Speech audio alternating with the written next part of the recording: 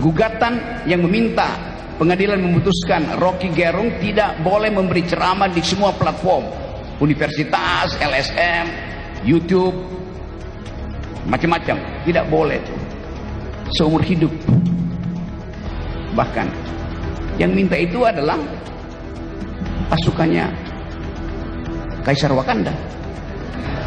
Tapi perubahan politik mengubah paradigma itu, akhirnya saya dibolehkan lagi, dan gugatan itu ditolak oleh pengadilan. Artinya sekarang saya tidak ragu-ragu mengatakan presiden ke-8 kita adalah bajingan tolol.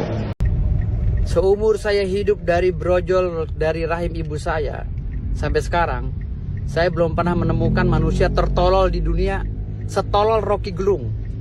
Ini akademisi goblok dan gila ini, ya, terus bersuara. Nanti suatu saat ada temanya, dia berurusan dengan saya. Please lah ya bro, subscribe sekalian juga, enjoy this video, subscribe. Assalamualaikum warahmatullahi wabarakatuh. Kembali lagi di channel Rijang Sina. Kali ini kita mencoba mengangkat berita yang cukup lagi viral ini guys, terkait dari pernyataan Profesor Rocky Gerung, Profesor akal sehat yang menjadi pembicara di salah satu kampus pada saat kuliah umum itu guys. Dan di situ Profesor Rocky Gerung itu mencoba menyentil apa yang terjadi politik di Indonesia baru-baru ini terjadi nih guys. Di situ beliau menyinggung tentang posisinya Wapres Prabowo, ini Gibran, dan salah satu dari pendukung Gibran atau yang mengatasnamakannya sebagai baja itu tidak terima dengan pernyataan Profesor Rocky Gerung guys. Oke, kita langsung saja tanpa berlama-lama lagi, kita saksikan saja videonya. Anda bayangkan psikologi kita kalau nanti di situ ada Prabowo, di situ ada putra Wakanda. Apa Anda nggak mules setiap hari? Anda pasti mules. Saya mau terangkan itu sebagai problem. Halo. Wah, kacau. Hebat ya Rocky Gerung. Berani terus sampai 37 perkara dia bisa hadapi sendiri. Wih, hebat ya. Sampai dia menghina Gibran dengan menyebut wakil negara Wakanda. Dan dia bangga bahwa dia akan menjadi pesakitan di penjara setelah dia menjadi narasumber. Dia juga bersiap untuk menjadi narapidana. Jadi seumur saya hidup di dunia ini tidak ada manusia segoblok Rocky Gerung. Seumur saya hidup dari brojol dari rahim ibu saya sampai sekarang, saya belum pernah menemukan manusia tertolol di dunia setolol Rocky Gerung. Ya, Rocky Gerung yang mengaku akademisi yang paling tolol menurut saya. Ya. Paling tolol di bumi Indonesia ini, di bumi Republik Indonesia ini. Manusia paling tolol yang selalu mengharapkan di penjara. Dengan menghina keluarga besar yang mulia Bapak Jokowi, sekarang adik kita Gibran Rakabuming Raka. Saya Ketua Umum Baja Gibran, Barisan Penjaga Gibran, merasa Rocky Gerung telah melecehkan saudara Gibran ya sebagai wakil presiden yang kami agung-agungkan. Jadi saya masih melihat bagaimana tingkah pola Rocky Gerung, ini akademisi goblok dan gila ini, ya, terus bersuara. Nanti suatu saat ada temanya, dia berurusan dengan saya. Jadi manusia tertolol di muka bumi ini yang ada di Republik Indonesia adalah Rocky Gerung, yang selalu menggerung-gerung, ya, berdalih filsafat, ngelantur, menggiring paradigma negatif, ya, untuk membenci orang yang sudah berjasa di bangsa ini. Itulah Rocky Gerung yang bergerung-gerung, ya, manusia tertolol di muka bumi ini. Terima kasih. Jadi saya senang diundang oleh Unipma karena di sini saya jadi narasumber sebelum saya jadi narapidana. Tapi untung sekali Pengadilan Negeri Jakarta Selatan memutuskan bahwa saya tidak bersalah. Gugatan yang meminta pengadilan memutuskan Rocky Gerung tidak boleh memberi ceramah di semua platform, universitas, LSM, YouTube, macam-macam, tidak boleh tuh. Seumur hidup. Bahkan yang minta itu adalah pasukannya Kaisar Wakanda. Tapi perubahan politik mengubah paradigma itu, akhirnya saya dibolehkan lagi. Dan gugatan itu ditolak oleh pengadilan. Artinya sekarang saya tidak ragu-ragu mengatakan presiden ke-8 kita adalah bajingan tolol.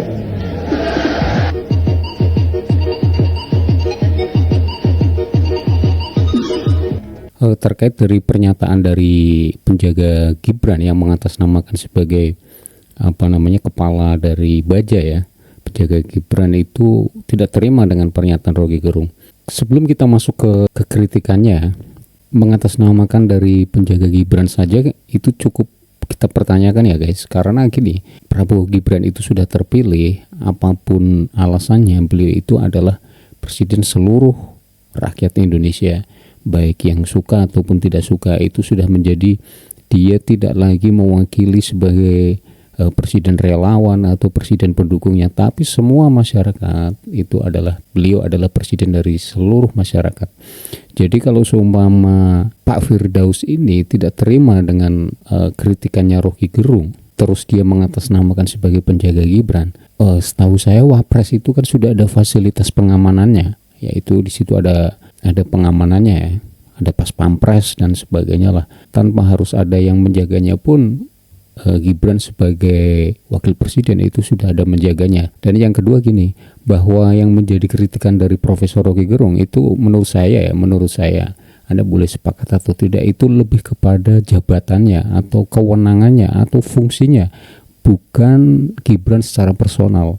Misalkan gini, kalau semua Gibran itu tidak terpilih menjadi wapres atau hanya orang biasa saja, saya kira Profesor Rocky Gerung tidak akan mengkritiknya ya guys. Tapi lagi-lagi kita kembalikan ke pendapat masing-masing setiap rakyat Indonesia ya.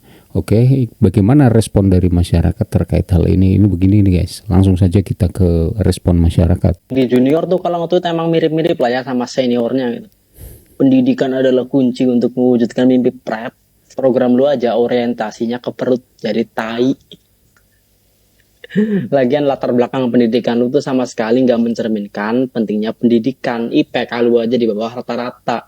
Kampus lu ulasannya nggak ada yang bagus. Dari lu banyak orang belajar bahwa pendidikan tinggi tetap kalah sama orang yang punya privilege. Nah, setuju ini. Beras mahal alibinya El Nino, pupuk mahal alibinya perang Rusia Ukraina, rupiah nyungsep alibinya dolar menguat. Coba nih, pendidikan mahal alibinya apa? Ayo ngibul aja terus, minimal ada 96 juta orang percaya kok. Sih. Terkait dengan rupiah nyungsep ini memang betul ya guys, bahwa cukup mencengangkan bahwa rupiah turun dari dolar ini menembus sampai angka 16.000 lebih ya. Kalau tidak salah itu baru kali ini terjadi semenjak dari 26 tahun yang lalu. Ini cukup mengerikan sekali ini kondisi ekonomi Indonesia. Dan kita masuk ke sesi yang kedua ini guys, bahwa hubungan renggangnya Pak Jokowi dengan Ibu Megawati ini lagi ramai diperbincangkan ya, bahwa Pak Jokowi mencoba untuk menemui Ibu Megawati itu cukup mengalami hambatan, dan di situ ada semacam ya perseteruan gitulah. Karena kita ketahui bersama bahwa konsistensi Ibu Megawati itu cukup bagus dulu pas waktu zamannya Pak SBY ketika menjabat sebagai Menko Polhukam. Kalau tidak salah itu kan Pak SBY ditawari apakah Pak SBY mau maju sebagai calon presiden, dan Pak SBY pada waktu itu menjawab tidak. Tapi kemudian Pak SBY mencalonkan diri menjadi capres dan Pak SBY terpilih, dan saat itu Ibu Megawati itu cukup kecewa dengan katakanlah dalam tanda kutip itu kebohongan dari Pak SBY, dan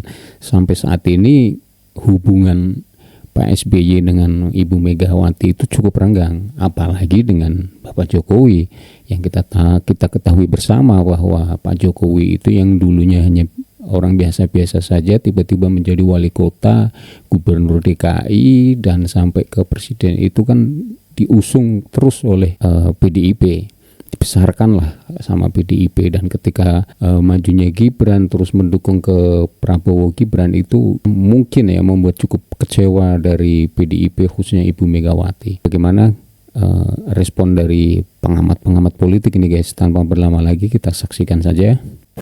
Saya sangat menghormati beliau, Ibu Mega. Dan hubungan anak dengan ibu ini itu hubungan batin. Saya sangat hormat kepada beliau yang selalu penuh dengan rasa kepercayaan yang tidak pernah berubah. Kemudian kalau dalam perjalanan panjang kadang-kadang ada perbedaan antara anak dan ibu, yaitu wajar-wajar saja, biasa.